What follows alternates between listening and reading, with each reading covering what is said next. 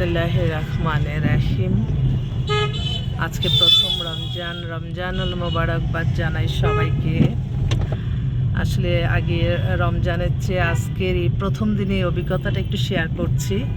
সত্যি আলহামদুলিল্লাহ, প্রধানমন্ত্রীকে অনেক ধন্যবাদ যে রমজান উপলক্ষে আমাদের স্কুলগুলি বন্ধ, কলেজগুলি বন্ধ।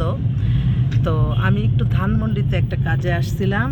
মানে আমি তো ভাবছি যে ইফতারির মনে হয় 7টা-8টা বাইজা যাবে হয়তো বাসায় ফিরতে, কিন্তু রাস্তায় যখন আমি রওনা দিলাম এত রাস্তাঘাট খালি, তখন মনে হলো যে সত্যি মদিনা সনদেই আমাদের বাংলাদেশটা ইনশাল্লাহ পরিচালিত হবে মাননীয় প্রধানমন্ত্রীর নেতৃত্বে।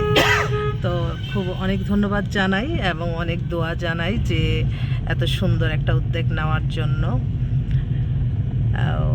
খুব মানে এই ধন্যবাদটাই দেওয়ার জন্য যে এত যানজটের নাকাল ছিল আমাদের আগের রমজানগুলিতে। এক জায়গা থেকে আরেক জায়গায় বের হতে আমাদের অনেক কষ্ট হতো।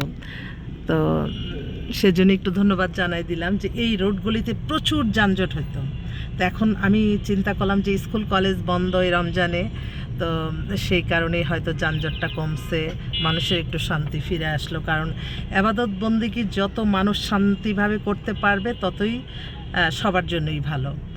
ধন্যবাদ প্রধানমন্ত্রী, আপনাকে অসংখ্য ধন্যবাদ। আসসালামু আলাইকুম।